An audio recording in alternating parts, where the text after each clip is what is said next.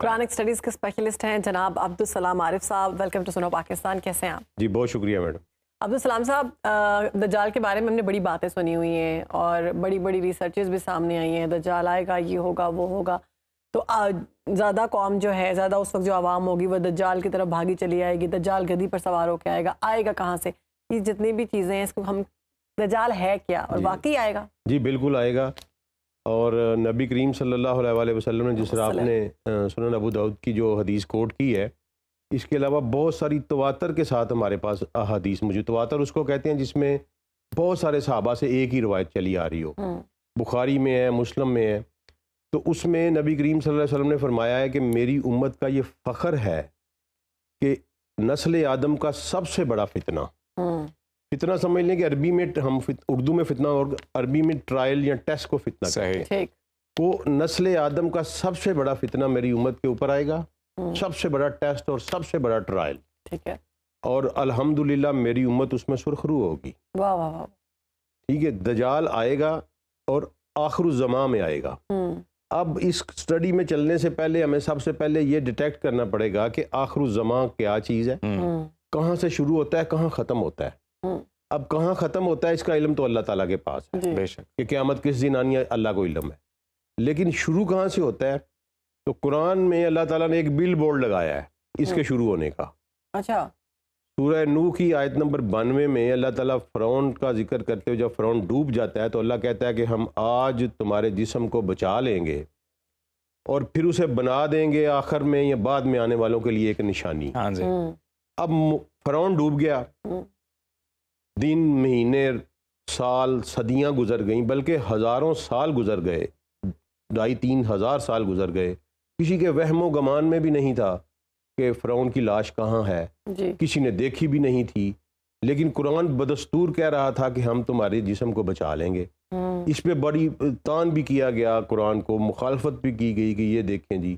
لیکن 1886 میں فرعون کی لاش جو ہے وہ برآمد ہو گئی اور سائنسدانوں نے تحقیق کر کے یہ ثابت کر دیا کہ یہ وہی فرعون ہے جو پانی میں ڈوب کے مرا ہوا ہے. باقاعدہ یہ اس پہ لٹریچر ہے جو فرینچ سائنٹسٹ نے باقاعدہ اس کے اوپر اپنی ورڈکٹ دی کہ یہ وہی فرعون ہے جو پانی میں ڈوب کے مرا ہوا ہے. اب اس کا مطلب ہے کہ 1886 سے آخر الزمان شروع ہو چکا ہے. اچھا. اس کے ساتھ ساتھ نبی صلی اللہ علیہ وسلم کی ایک حدیث ہے، بلکہ وہ بہت ہی مشہور حدیث ہے، حدیث جبریل ہم اس کو کہتے ہیں، جس میں کہا گیا ہے کہ جب تم یہ دیکھو کہ ننگے بدن اور ننگے پاؤں کالے اونٹ چرانے والے بڑی بڑی عمارتیں بنانے میں آپ مقابلہ کریں تو سمجھ لینا کہ آخری وقت قریب ہے. تو مجھے تو اس میں کسی قسم کا کوئی شک نہیں کہ ہم آخر الزمان میں جی رہے ہیں. نشانیاں بہت ساری قیامت والی آ گئی ہیں. جی ہاں، ہم آخر الزمان میں جی رہے ہیں. اب آخر الزمان کا سب سے بڑا ٹیسٹ اور ٹرائل جو ہے وہ دجال ہے. اور تقریباً 100 کے قریب احادیث ہمیں ایسی ملتی ہیں جس میں نبی کریم صلی اللہ علیہ وسلم نے دجال اور سورہ کہف کا ایک ریلیشن بتایا ہے. بالکل. سورہ کہف میں بہت ساری چابیاں ہیں جو کائنات کے تالے کھولتی ہیں. اور سب سے بڑی بات یہ ہے کہ نبی صلی اللہ علیہ وسلم سے جب بھی پوچھا گیا کہ دجال سے بچاؤ کی تدبیر کیا ہے، انہوں نے کہا سورہ کہف پڑھو. کبھی کہا پہلی 10 آیات پڑھو، کبھی کہا 3 آیات پڑھو، کبھی کہا پوری سورہ پڑھو، کبھی کہا آخری 10 آیات پڑھو. میننگ دیر بائی کہ سورہ کہف کا اور دجال کا کوئی بہت بڑا تعلق ہے. بالکل. تو سورہ کہف کا آغاز کہاں سے ہوتا ہے؟ اس کی پہلی آیات جو ہیں وہ یہ ہیں کہ تمام تعریفیں اللہ کے لیے ہیں جس نے اپنے بندے پر کتاب نازل کی اور اس میں کسی قسم کی کوئی کسر نہیں چھوڑی کتاب میں، بالکل سیدھی، تاکہ یہ ڈرائے ایک شدید قوت سے جو اس کی طرف سے آنے والی ہے. یہ دجال کا ذکر ہے. یہ اشارہ، ویسے دجال کا قرآن میں ذکر نہیں ہے لیکن یہ اشارہ ہے سورہ کہف جہاں شروع ہو رہی ہے وہیں اللہ تعالیٰ کہہ رہا ہے کہ یہ کتاب میں نے اتاری جس میں کوئی کسر نہیں چھوڑی، یہ سیدھی کتاب ہے تاکہ یہ ڈرائے ایک بہت بڑی قوت سے جو میری طرف سے آنے والی ہے اور لوگوں کو خوشخبری دے، ان کو جو میرے ماننے والے ہیں. میننگ دیر بائی کے 2 گروپ ہوں گے، ایک وہ جو دجال کو مان جائیں گے اور ایک وہ جو دجال کو ریزسٹ کریں گے. بالکل. اور دجال اب ہے کیا؟ ہاں جی. اب ہم اس طرف آتے ہیں کہ دجال ہے کیا. تو میں نے جو حدیث جو میں آپ کو بتاؤں گا وہ صرف مسلم اور بخاری کی میں نے لی ہیں تاکہ 100% جن پہ کوئی شک نہیں کہ یہ صحیح احادیث ہے. تو ابتدائی 10 آیات والی جو حدیث ہے وہ مسلم میں ہے 1883، جس میں نبی صلی اللہ علیہ وسلم نے فرمایا کہ اگر دجال سے بچنا چاہتے ہو تو ابتدائی 3 یا 10 آیات کی جو ہے نا ان کو پڑھا تلاوت کرو. اب پڑھنے سے مراد، وہ میں نے پہلے بات آپ کو کر دی کہ پڑھنے سے مراد اس کو سمجھنا ہے، خالی پھونکے مارنے سے نہیں جائے گا دجال. اور یہ نہیں کہ آپ نے پڑھ لیا اور اس کے ترجمے کی آپ کو سمجھنا ہے، اس کو سمجھنا ہے کہ یہ کیا ہو رہا ہے. جس طرح میں نے آپ کو بتایا کہ وہ کہتے ہیں ایک شدید قوت آنے والی ہے، تو اس کا مطلب ہے کوئی چیز آنے والی ہے. عبدالسلام صاحب، یہی میرا سوال اب یہ ہے، جیسے ابھی آپ بھی بات کر رہے تھے کہ دجال ہے کیا، تو مختلف تعبیریں کی جاتی ہیں. کچھ لوگ کہتے ہیں جی موجودہ نظام ایک دجالی نظام ہے، کچھ لوگ کسی گیجٹ کو کنیکٹ کر دیتے ہیں کہ جی یہ دجال ہے کیونکہ وہ ایک آنکھ کے سمبل کی جب بات ہوتی ہے تو اس طرح سے مختلف چیزوں کے ساتھ اس کو ایسوسیٹ کیا جاتا ہے. تو قرآن اور حدیث کی روشنی میں بتائیے. سر، بخاری کی 3057 نمبر حدیث ہے جس میں نبی کریم صلی اللہ علیہ وسلم نے فرمایا کہ تمام نبیوں نے اپنی امت کو دجال سے ڈرایا ہے، لیکن میں تمہیں ایک ایسی بات بتا رہا ہوں جو کسی نبی نے نہیں بتائی. دجال کانا ہوگا اور جان لو کہ تمہارا رب کانا نہیں ہے. میننگ دیر بھائی کہ رب کا اور دجال کا بھی کوئی ریلیشن ہے. اس لیے نبی صلی اللہ علیہ وسلم نے فرمایا نا کہ تم یہ جان لو کہ وہ کانا ہے اور تمہارا رب کانا نہیں ہے. اس کا مطلب یہ ہے کہ دجال آ کے رب ہونے کا دعویٰ کرے گا. نمبر 2، نبی صلی اللہ علیہ وسلم نے مسلم کی حدیث ہے 7365، جس میں نبی صلی اللہ علیہ وسلم نے فرمایا کہ وہ ایک نوجوان ہوگا، اس کے گنگریالے بال ہوں گے، ایک آنکھ اس کی انگور کی طرح باہر نکلی ہوئی ہوگی، اس کا جسم گھٹا ہوا باری ہیوی برکم جسم ہوگا، ٹانگیں اس کی ٹیڑھی ہوں گی. یہ اس کا مطلب ہے کہ وہ ایک شخصیت ہے. اتنی تفصیل سے جب ہمارے نبی صلی اللہ علیہ وسلم نے ہمیں بتا دیا تو اس کا مطلب ہے کہ وہ ایک شخصیت ہے. لیکن ساتھ ساتھ وہ شخصیت کسی سسٹم پہ آئے گی نا، بالکل، وہ کوئی نہ کوئی چیز ایسی بنی ہوئی ہوگی جس کو آ کے وہ ٹیک اوور کرے گا. تو میننگ دیر بھائی کہ دجال کے آنے سے پہلے اس کا ایک بہت بڑا سسٹم دنیا میں اسٹیبلش ہو چکا ہوگا. اور اس کے بعد ایک لمبی حدیث ہے جس میں نبی کریم صلی اللہ علیہ وسلم، مسلم ہے 7374، جس میں نبی صلی اللہ علیہ وسلم نے فرمایا کہ وہ آئے گا، مشرق کی طرف سے آئے گا، بالکل، اس کے ایک ہاتھ میں آگ کا دریا ہوگا، ایک ہاتھ میں پانی کا دریا ہوگا. اور وہ کہے گا کہ جو میرے ساتھ جائے گا اس کو میں یہاں پانی میں، اور جو دوسری طرف جائے گا وہ آگ میں جائے گا. جہنم جنت کا. پھر یہ فرمایا کہ زمین کے خزانے اس کی ڈسپوزل پہ ہوں گے. وہ زمین کو کہے گا کہ اپنی فصلیں اگاؤ تو فصلیں اگ پڑیں گی. وہ آسمانوں کو کہے گا بارش برساؤ تو بارش برس پڑے گی. تو لوگ اس کے معجزات سے متاثر ہو جائیں گے. پھر نبی صلی اللہ علیہ وسلم نے فرمایا کہ وہ 40 دن رہے گا، اس کا ایک پہلا دن 1 سال کے برابر، دوسرا دن 1 مہینے کے برابر، تیسرا دن 1 ہفتے کے برابر، اور باقی دن تمہارے دنوں کی طرح ہوں گے. اب صحابہ نے پوچھا، یہ بڑی عجیب بات ہے. ہاں جی بالکل. صحابہ نے پوچھا کہ یا رسول اللہ ہم نمازیں کیسے پڑھیں گے؟ ایک ہی نماز پڑھیں گے جو 1 سال 1 دن کے برابر 5. انہوں نے کہا نہیں، تم وقت کا اندازہ کر لینا، ٹائم کا اندازہ. اب وہ کیا، اس کا مطلب ہے کہ وہ ٹائم کے ساتھ چھیڑ چھاڑ کرے گا. ٹھیک ہے جی. ایک دن 1 سال کا ہونے کا مطلب یہ ہے کہ وہ ٹائم کے ساتھ کوئی ایسی چھیڑ چھاڑ کرے گا. تو اللہ تعالیٰ نے سورہ کہف میں یہ بیان کیا کہ ٹائم کے ساتھ وہ چھیڑ چھاڑ کیسے کرے گا. ہم اگلے سیگمنٹ میں سورہ کہف کو ڈسکس کریں گے، لیکن ابھی ہم یہ ڈسکس کر رہے ہیں کہ وہ ہے کیا. اور عبدالسلام صاحب، اس کا خروج ہوگا یا وہ پیدا ہوگا پھر وہ بڑا ہوگا، اس کے بارے میں اس سلسلے میں ایک بڑی سیدہ فاطمہ بنت قیس کی طرف سے حدیث ہے جو مسلم میں رپورٹ ہوئی ہے، اور اس کو حدیث تمیم داری کہتے ہیں. وہ حدیث یہ ہے کہ نبی صلی اللہ علیہ وسلم کے ایک صحابی تھے تمیم داری. وہ کسی سفر پہ نکلے سمندر میں، تو وہ طوفان کی وجہ سے وہ اپنا راستہ بھٹک گئے، اور وہ کہتے ہیں 1 مہینے تک ہم سمندر میں بھٹکتے رہے. پھر ایک جزیرے پہ جا کے رکے. جب ہم وہاں گئے تو ہمیں ایک عورت نما چیز نظر آئی جس کے آگے بھی بال تھے، جس کے پیچھے بھی بال تھے. اور وہ عورت نما چیز کو ہم نے پوچھا کہ تو کیا ہے؟ اس نے کہا جی میں جساسا ہوں. جساسا کا لفظ ہے حدیث، میں جساسا ہوں. تو انہوں نے کہا کہ کیا جساسا؟ اس نے کہا مجھے چھوڑو، وہ ایک شخص جو ہے وہ دیر میں بیٹھا ہوا ہے، یعنی آگے مندر ہے ایک، اس میں دیر مندر کو کہتے ہیں. اچھا، حدیث میں لفظ دیر آیا.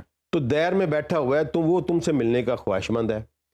تمیم داری کہتے ہیں کہ ہم وہاں گئے اور دیکھا کہ ایک اتنا بڑا شخص انسان تھا جس کو ہم نے کبھی دیکھا ہی نہیں تھا، اتنا بڑا انسان، اور وہ زنجیروں سے بندھا ہوا تھا.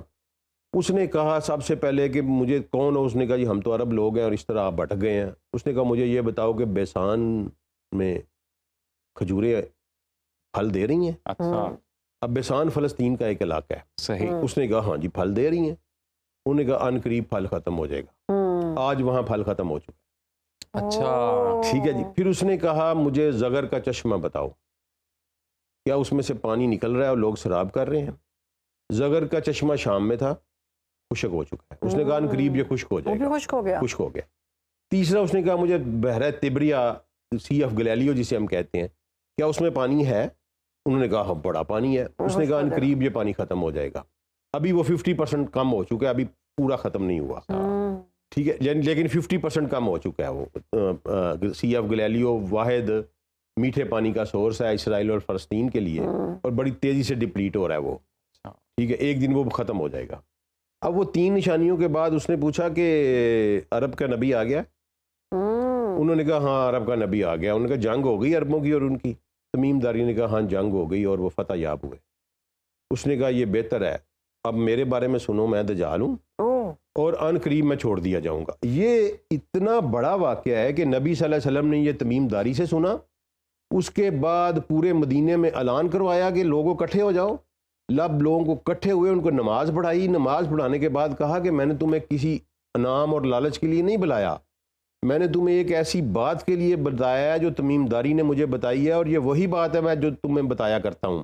پھر نبی صلی اللہ علیہ وسلم نے اپنی زبان مبارک سے یہ پورا واقعہ لوگوں کو سنایا کہ تمیم داری نے ایسے ایسے کہا. پھر اس کے آخر میں نبی صلی اللہ علیہ وسلم نے فرمایا کہ وہ شام کے سمندر میں نہیں ہے، وہ یمن کے سمندر میں نہیں ہے، وہ مشرق میں ہے، وہ مشرق میں ہے، وہ مشرق میں ہے. اور مشرق کیا ہے؟ اب مدینہ سے آپ کھڑے ہو جائیں مسجد نبی شریف میں تو آپ مشرق کی طرف ایک خط کھینچیں. میں نے باقاعدہ نقشے کے اوپر ایک لائن ڈرا کر کے دیکھا تو وہ نکلتی ہے، وہ سب سے پہلے آتی ہے ریاض میں، ریاض سے وہ لائن آگے آ جاتی ہے قطر کے نیچے سے گزرتی ہوئی، پھر گزرتی ہے یو اے ای سے، پھر آگے سمندر میں انٹر ہو جاتی ہے اور پھر آ کے ٹکراتی ہے پاکستان کے ساحل پسنی گوادر میں. ٹھیک ہے جی. اب یہ یہاں تک سمندر ہے.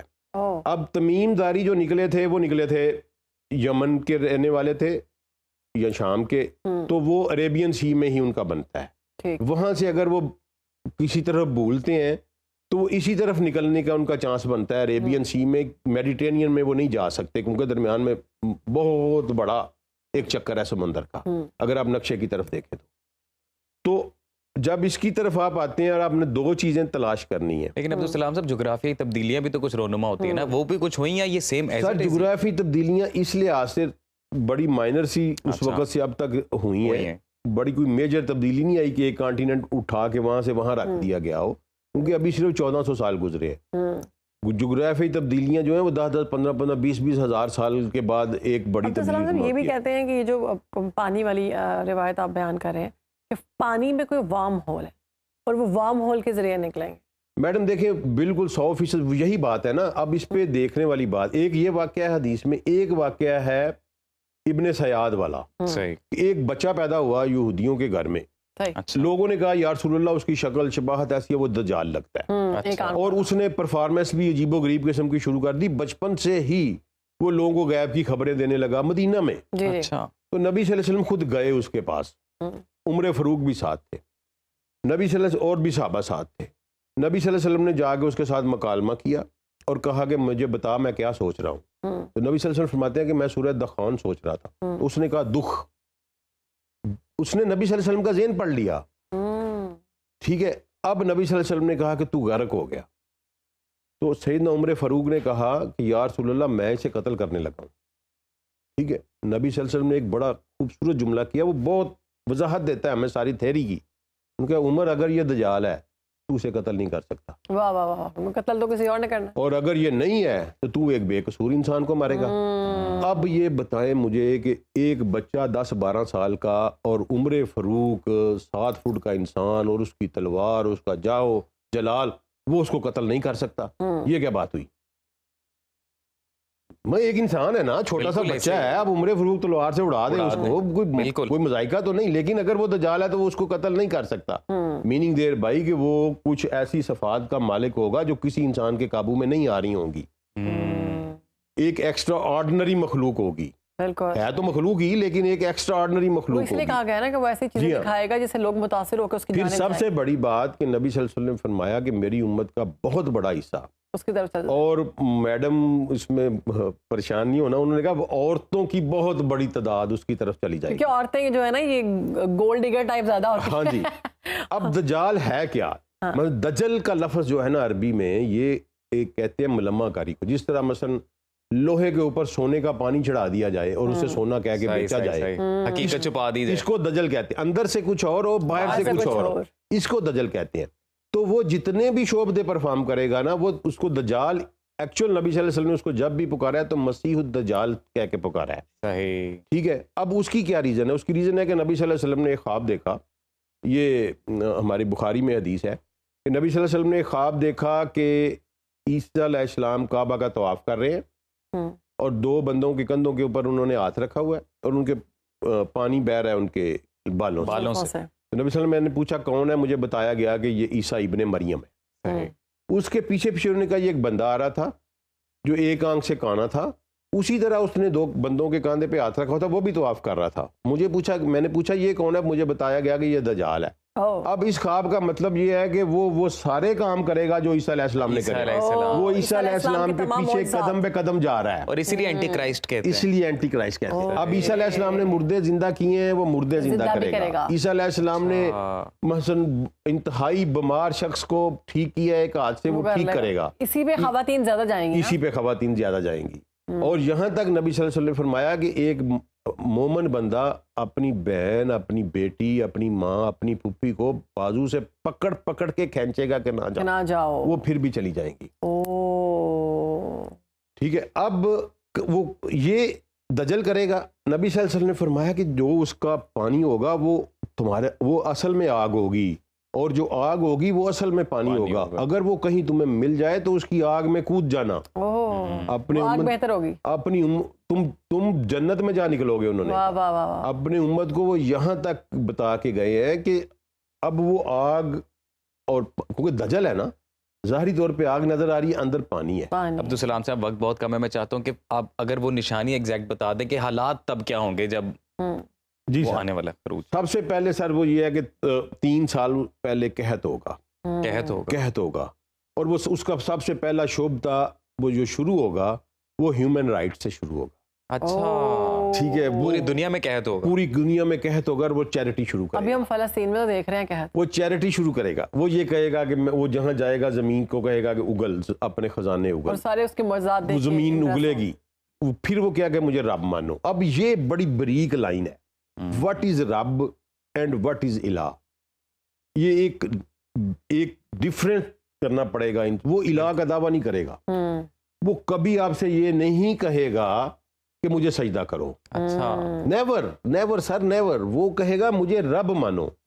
رب کیا ہوتا ہے, اور الہ وہ ہوتا ہے جس کے قانون کے تابع آپ زندگی گزارتے ہیں, آپ جس کے آگے جھک جاتے ہیں, وہ اس کو الہ کہتے ہیں. رب وہ ہوتا ہے جو آپ کا سبسسٹنس کا, آپ کی اکانومی کا مالک ہوتا ہے. اچھا, وہ سب سے پہلے اکانومی پہ قبضہ کرے گا.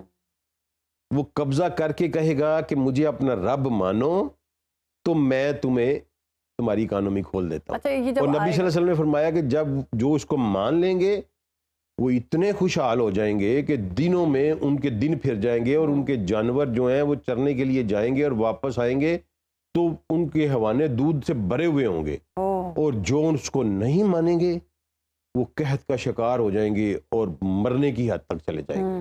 اور اپنی امت کو فرمایا کہ اس کے قریب نہ جانا, تمہیں پتہ چلے کہ وہاں دجال ہے, وہاں سے بھاگ جانا. اس کا فرمایا ایک مومن جو عبادات میں بہت راسخ ہوگا وہ یہ کہے گا کہ مجھے کیا کہہ لینا ہے اس نے, وہ اس کے قریب جائے گا, اسے بحث کرے گا اور اس کا متی ہو جائے گا.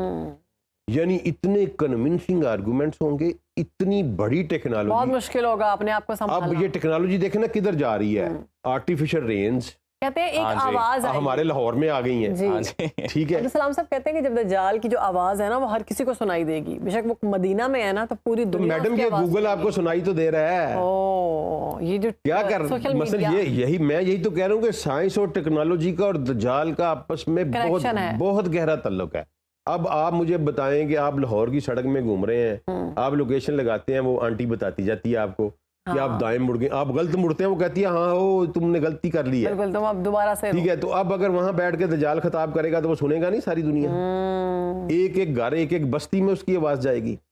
اچھا اس کا یہ جو دجال ہے اس کا امام مہدی علیہ السلام کے ظہور کے بعد ہی آئے گا یا پہلے آئے گا؟ یہ امام مہدی کے ظہور کے بعد آئے گا. ٹھیک.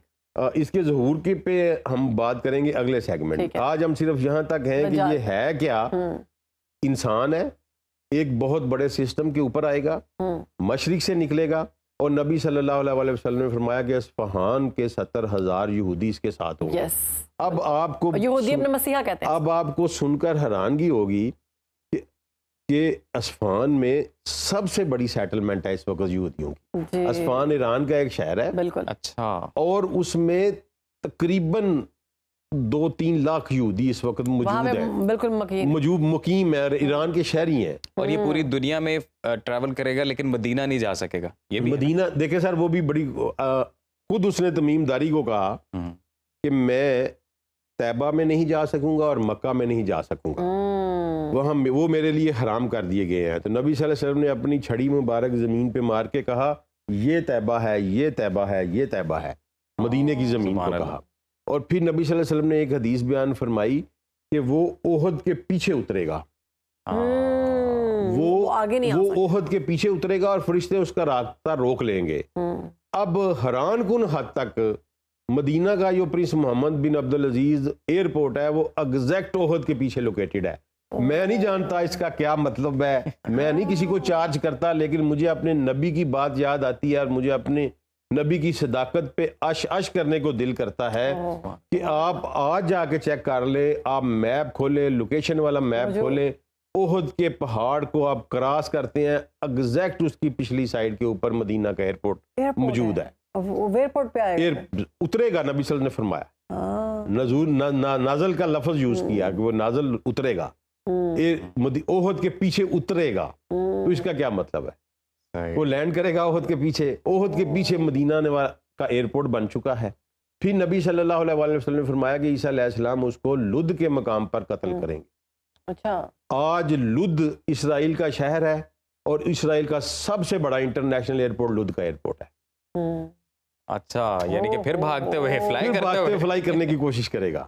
اچھا, یہ ایسے فیکٹس ہیں کہ آپ گوگل کے اوپر چیک کر سکتے ہیں اور آپ کو مل جائیں گے, آپ کو مل جائیں گے. عبدالسلام صاحب بڑا ہی دلچسپ یہ سیگمنٹ ہے اور ٹاپک ہے, اور جیسے کہ ابھی آپ نے بولا کہ یہ ہم کنٹینیو رکھیں گے انشاءاللہ اگلے سیگمنٹ میں, پھر ہم آگے جائیں گے, پھر ہم سورہ کہف کو پورا پڑھیں گے دجال کے حوالے سے انشاءاللہ. اس میں کیا کیا ٹاپک ڈسکس ہوئے ہیں. اور سورہ کہف میری ایک گزارش ہے آپ کے سامعین جو بھی ہیں آپ کی وساطت سے, کہ نبی صلی اللہ علیہ وسلم نے کوئی نماز ایسی نہیں جس میں نبی صلی اللہ علیہ وسلم نے دجال سے پناہ نہ مانگی ہو. اپنے بچوں کو یہ بتائیں, خود بھی ہر نماز میں دجال کے شر سے پناہ مانگنے کی کوشش کریں, کیونکہ ہم آخر زمان میں جی رہے ہیں, ہم آخر زمان میں جی رہے ہیں. واہ واہ واہ. ہر وقت باخبر رہنا وقت کا تقاضا ہے, بر وقت باخبر رکھنا ہمارا فریضہ ہے. ابھی سنو نیوز کے یوٹیوب چینل کو کریں سبسکرائب, بیل آئیکن پہ کریں کلک, اور ملکی اور غیر ملکی خبروں سے رہیں باخبر, یقین کے ساتھ.